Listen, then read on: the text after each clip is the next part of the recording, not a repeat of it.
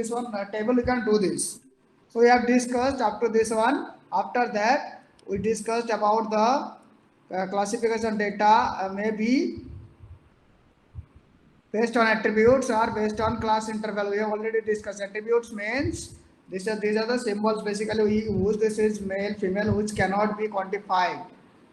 And another one is based on class interval, that means we have the quantifiable data, that means quantitative data we have.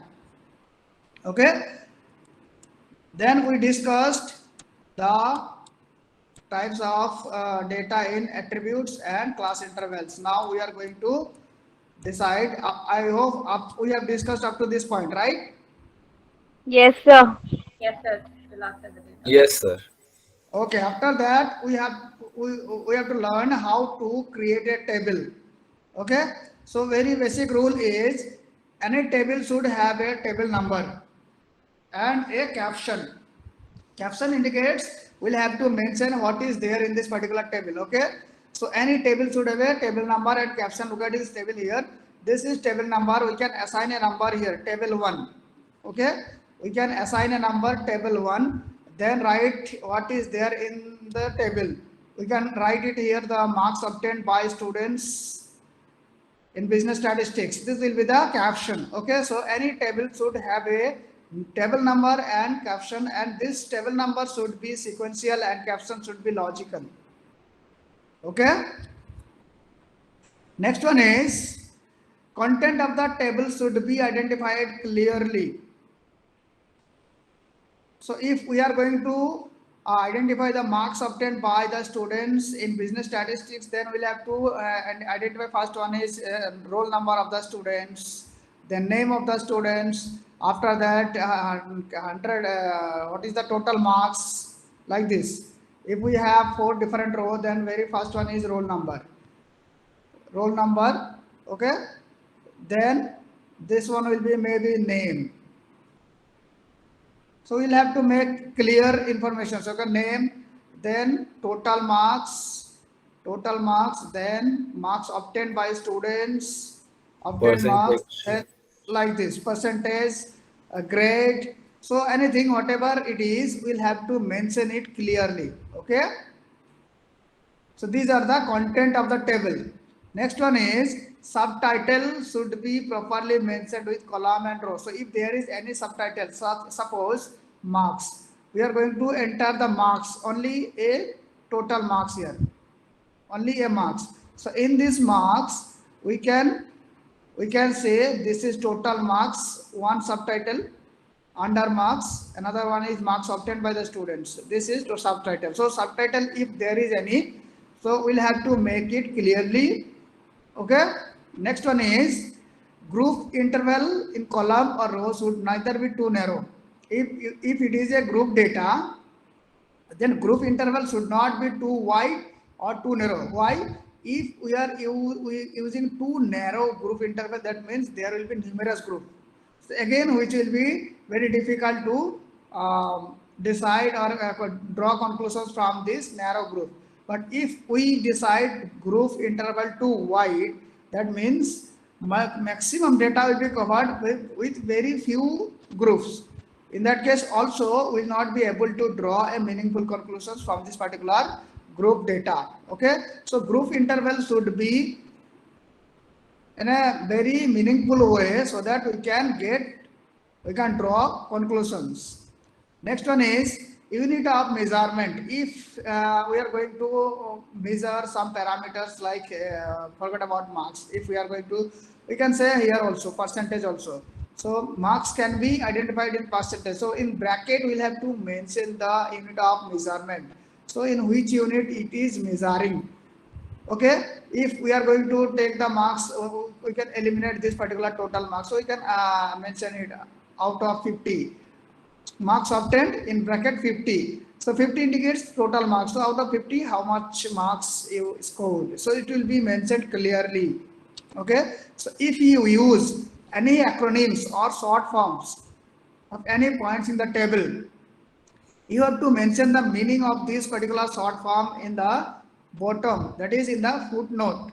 or if you have taken the data from some other sources, you will have to mention the source also in the footnote. Look here, this is footnote. You can mention the source here, and we can mention the acronyms if it is any. Sometimes you may observe that full marks, it is written as FM. Okay, so we'll have to mention in the footnote, FM indicates full marks in this way. FM indicates full marks. Okay, in this footnote, we'll have to mention it. Are you getting my point? Yes, sir. Yes, sir. Okay, very good. So next one is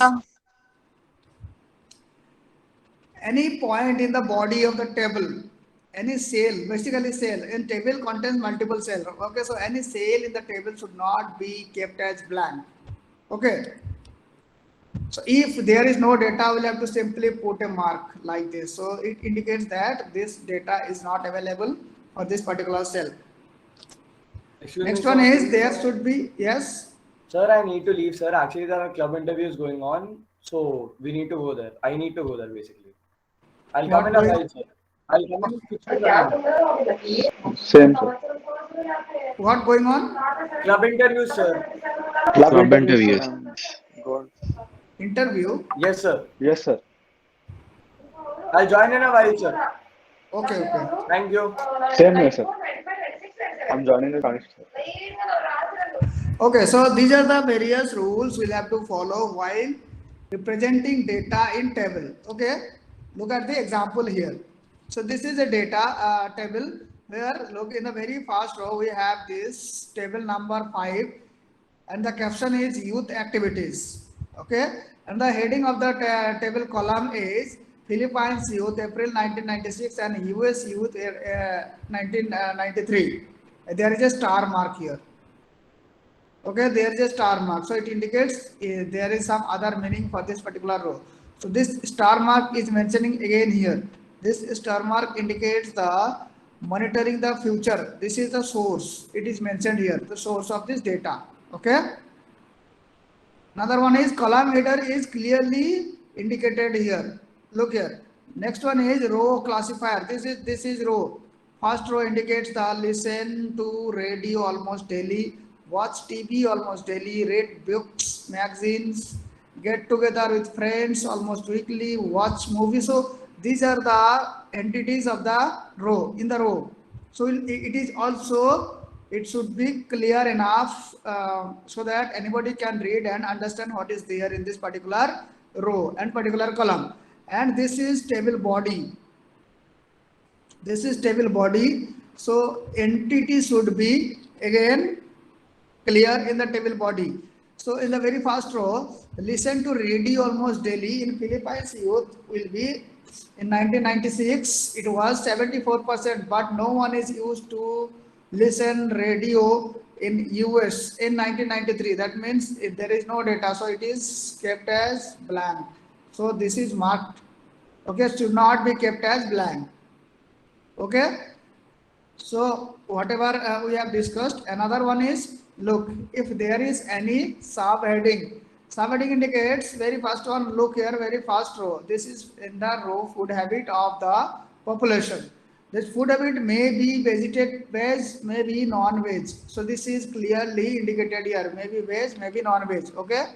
Again, this vegetarian may be below 20 years or above 20 years. This is again subheading. Okay. And again, non-veg also below 20 years and above 20 years. So we'll have to mention it clearly here also. Okay. So these are the subheading. Again, for boys and girls, these are the students. Day scholar and hosteler is the subheading for both boys and girls. And these are the entities. Body, table body. In table body, 0 indicates there is no one with vegetarian preference from boys below 20 years age. Okay, so it indicates in this way. So this is the another representation of table. We are having subheadings. Are you getting my point? Yes, sir. Yes, sir. Yes, sir. We are getting, Yes, sir. sir. Okay, very good. Yes, sir. So next one is, so whenever we are going to put data in a table, we'll have to identify some scales based on which we can take the data and put it on the table. Okay, so basically we have 4 different types of scales available. So very first one is nominal scales. This is basically use the symbol to identify the things. We can take the example, the jersey number of a player. If jersey number of a player is 7, some jersey number is 60 or something else. Okay, so this 7 indicates a symbol for this jersey only, nothing else. So if we are talking about jersey number 7, then the very first image come to our mind is the player. Okay, so this is nominal scales. So it carries a symbol only to identify the things. We can take the example here. There are multiple fonts available, and each and every font is indicated or identified by a symbol like IE. It is assigned to American Century International Desk. This is a symbol to identify this particular font. Okay, another one is FI. This is again another symbol. It can be used to identify the American Century tax-free bond, like this. Okay, so these are the symbols only. It carries a particular symbol. If we mention this particular IE symbol against the font name, then we can easily identify this particular font. Okay, so this is nominal scales which use only symbol to identify the things. Okay, clear? Yes, sir. Yes, sir. Yes, sir. So next one is ordinal scales. It carries the meaning of the nominal scales. At the same time, this is advanced version of nominal scales. This is ordinal scales where we can identify a star. We can identify the rank clearly. Okay. Again, this is a symbol. Again, you can take the example of monster rank here. Again, this is a symbol. Okay, but it carries a meaning, particular meaning. That means 3 star carries some meaning, 4 star carries some meaning. Again, we can write it 5 star, 6 star, like so. This carrying a meaning only. So if we are talking about this hotel, particular hotel is 5-star hotel. 5 star indicates a particular meaning. So, but we cannot say that 1 star hotel to 2-star hotel difference is 1 star. Okay, again 4 star to 5 star, again the difference is 1 star. So this 1 star, in this case 1 star, and in this case difference 1 star carries different meaning. Okay, so difference meaning. So this one for both the cases difference is 1, but this one is carrying different meaning. That means the difference is not significant here, but rank is significant. We can say that 4 star is superior than 3 star, but we cannot say how much superior. That's why this is ordinal scale where rank is meaningful, but the difference between rank is not meaningful. Are you getting my point? Yes, sir. Yes, sir. Okay. So Yes, sir. next one is interval scale. So up to this, in nominal scales we use symbol only. So there is no other meaning. In ordinal scales we use symbol, but symbol carries certain meaning. Okay. But in interval scales it carries all the properties of nominal and ordinal scales and decide the interval between this one. So if we take the interval between 1 to 2, it is 1. Again 99 to 100, 99 to 100, again it is 1. So both the cases 1 carries the same meaning. Okay, in both the cases 1 carries same meaning. So interval is significant and meaningful. Okay, so once we shift it from ordinal scales to interval scales, it will be definitely a interval numerical data. And the next one is ratio scale. So till now we observe that the interval is significant, but in case of ratio, the ratio will be significant.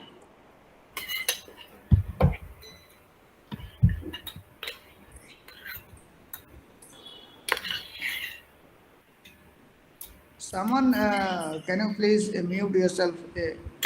Background noise is coming from, I think, Chitra. Sorry, sir. There's like some construction going on, sir. Okay, thank you. Sir, I'm done with my interview, sir. I came back. Okay, no problem. Okay, so the fourth one is ratio scale. In ratio scale, what is there? So ratio between these two. If we talk about 1:2, that means we can take the example of marks obtained. Okay, so first one is obtained 4 marks and second one is 2 marks. That means 4 marks is double superior, 2 times superior than 2 marks, like this. So ratio between these two is 2. 4 by 2 is 2, so 2 times superior. If we take 10 by 2, that means 5. So we can say that 10 is 5 times of 10. 10 is 5 times of 2. Okay, so this is ratio scale. So basically we have 4 different types of scale we have discussed here. First one is nominal scale, which use the symbol only to identify the things. Next one is in addition to symbol, it carries some rank. So rank is significant here, but the difference between rank is not significant. We cannot say that for 4 rank and 5 rank is difference is only 1, and 1 rank and 2 rank is different again 1. So this both the cases, one indicate carries the same meaning is not significant here. They are not carrying the same meaning. They are different meaning.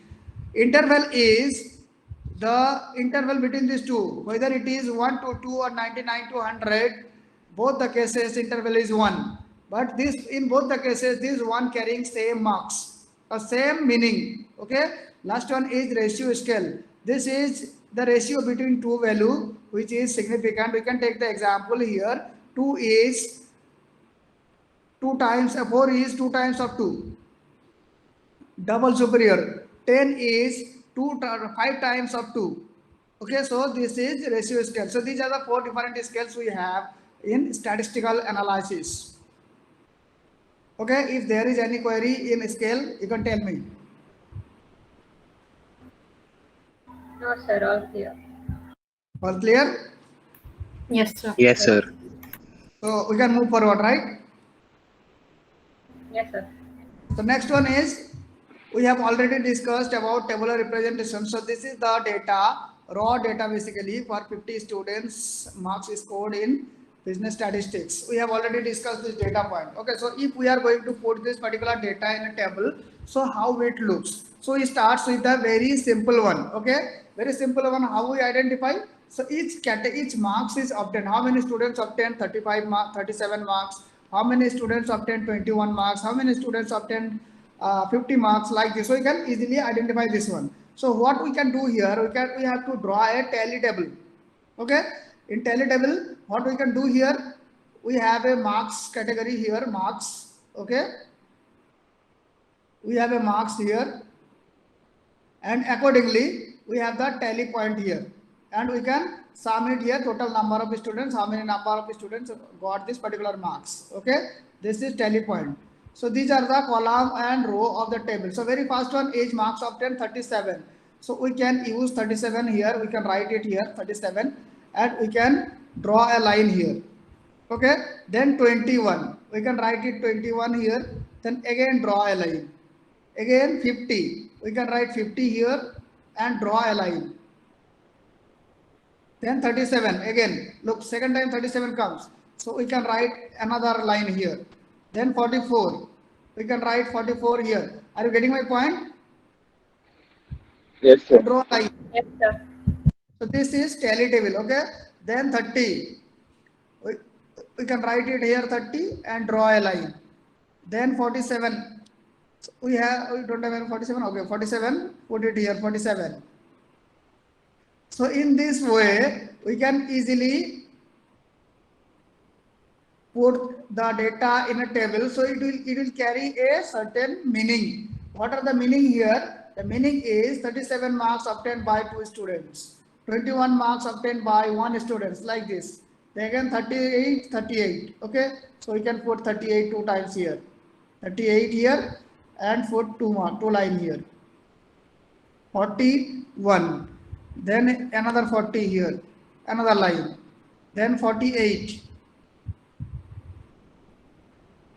Okay, so can you do this one? Are you doing this with me? Yes, sir. Okay, you just do complete the table now. You complete it and tell me.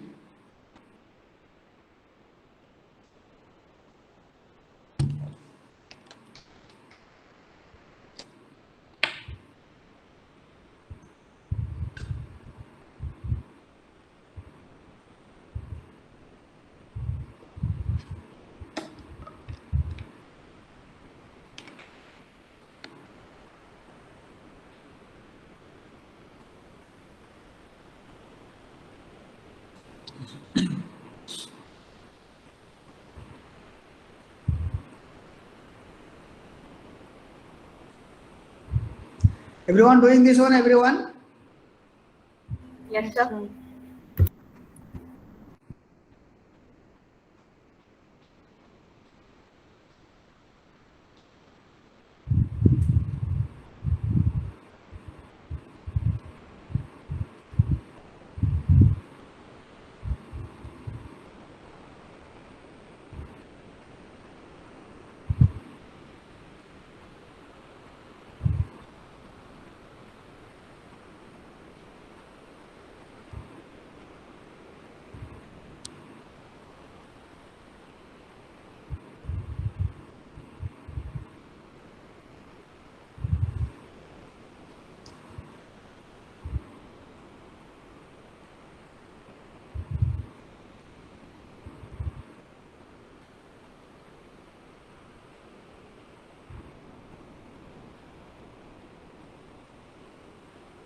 Done, sir.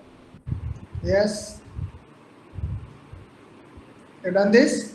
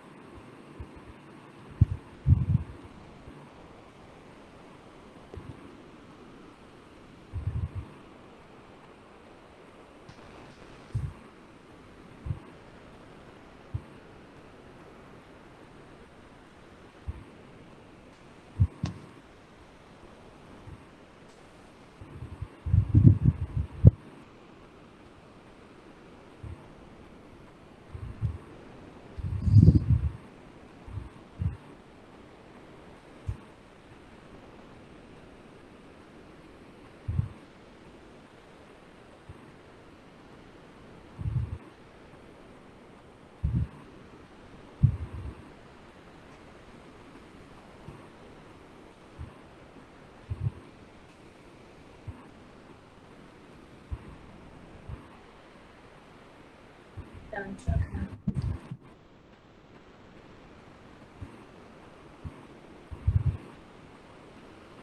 Anyone completed? Yes, sir. 2 minutes, sir. 2 Done? minutes. Yes, not done, sir. Second line is left. 2 minutes. That's it.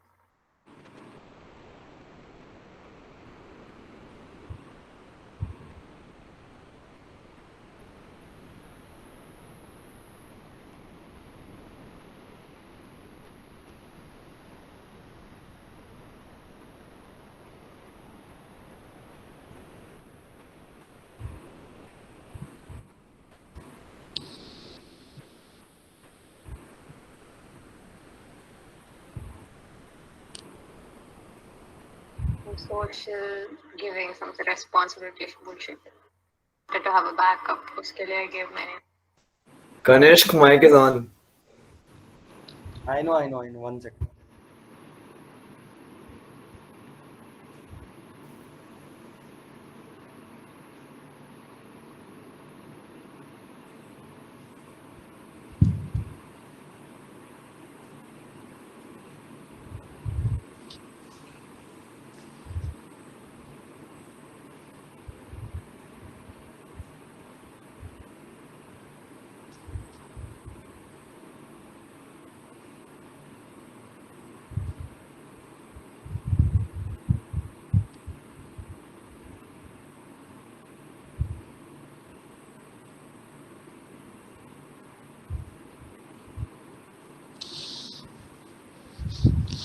Okay, everyone got it?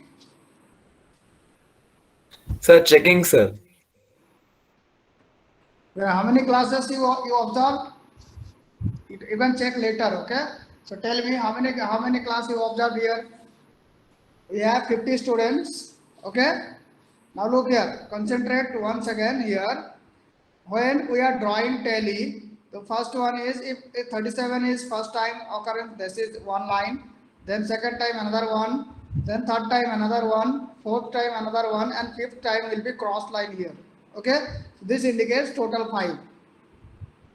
Okay, again if there is 6 one, then again we have to indicate this one 6, 7, 8, 9, and this is again 10. Okay, so we'll have to make tally in this way. You got it? Yes, sir. Got it. Yes, sir. So this is very simple representation of the data. There is no complexity in this kind of representation. Okay, so this is tabular representation in terms of tally in table. Okay, so in this category, I think there is 20 or 21 category will be there. Okay, so we'll check it later.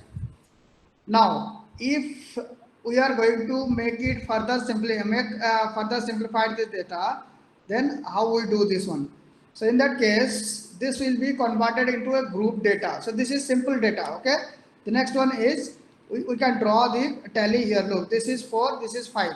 In this case, this is again 5, again 5. So there will be total 21 or 22. How many?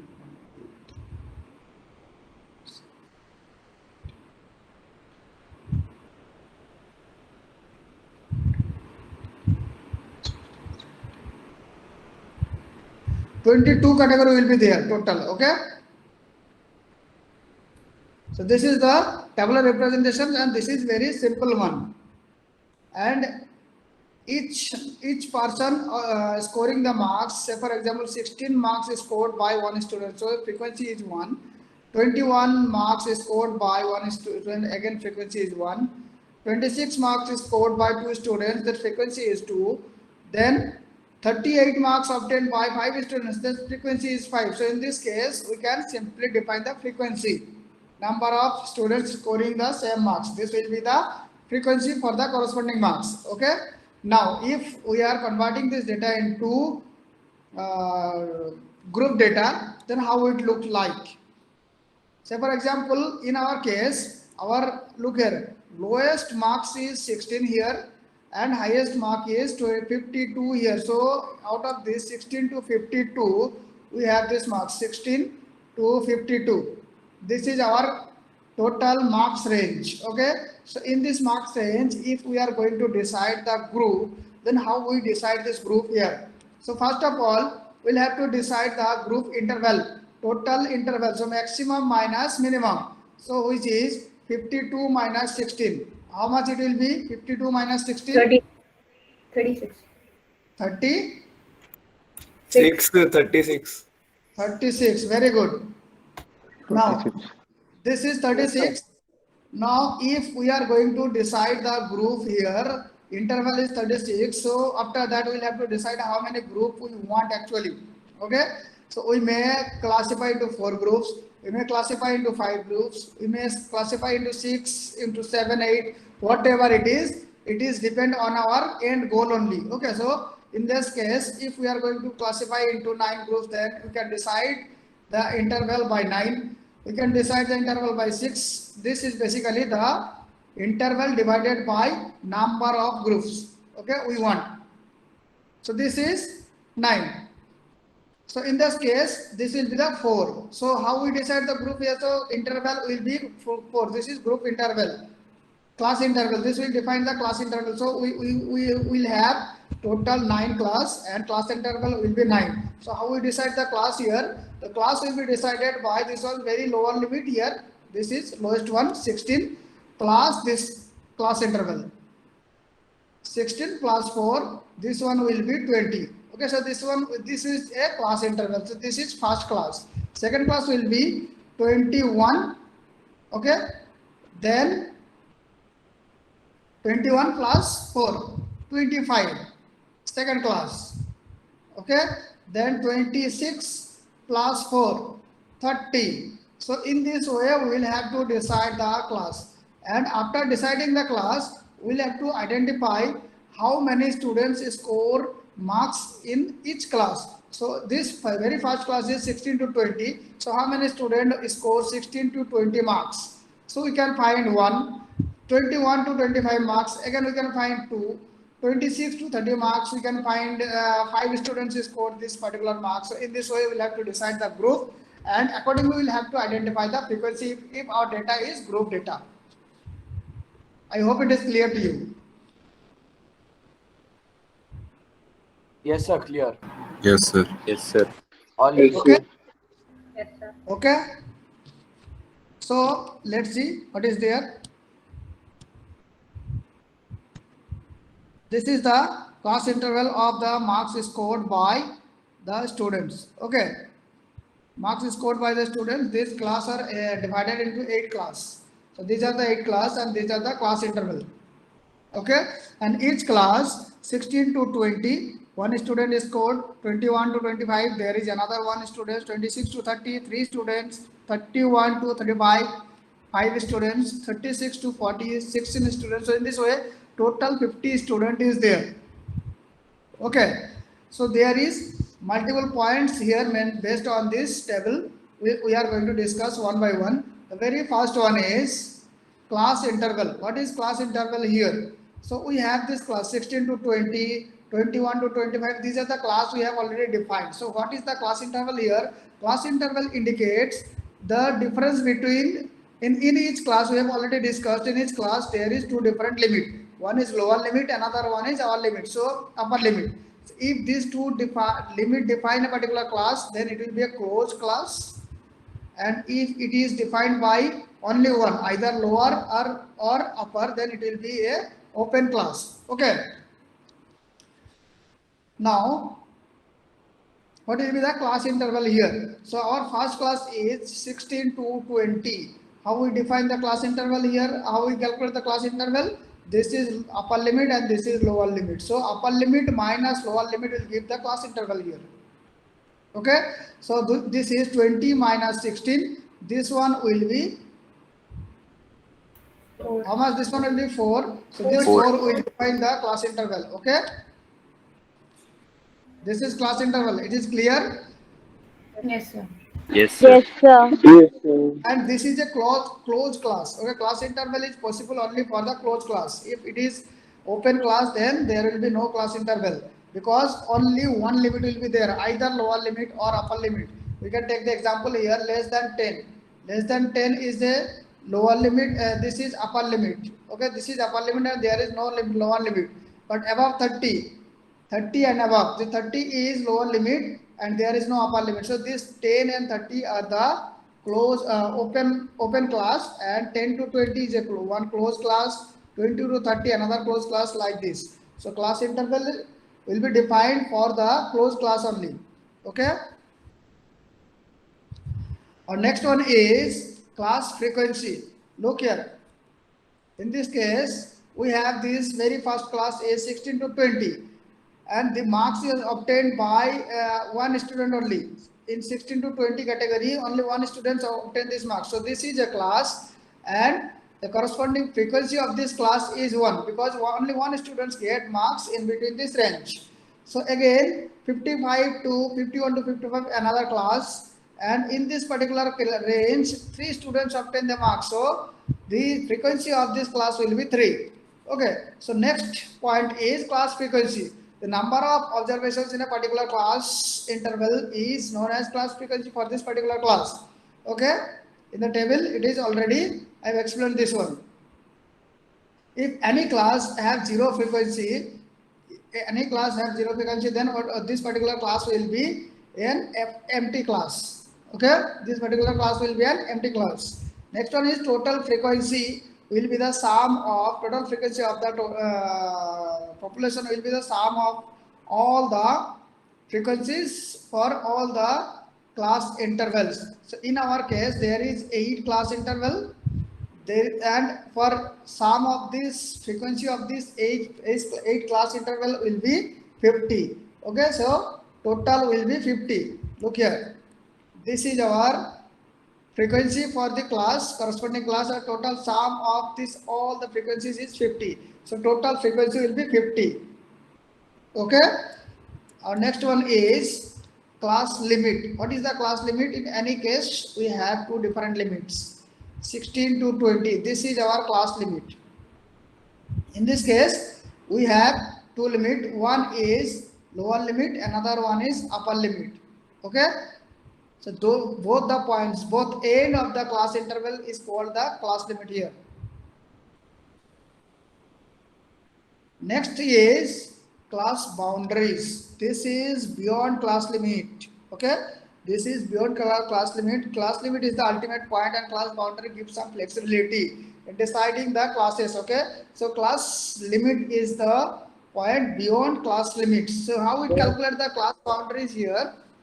Sir, we not start this, sir, because if we start, we'll take a lot of time to complete. We have to take attendance also, actually. Okay. We'll do this in after from 1:30 to 2:30 class, sir.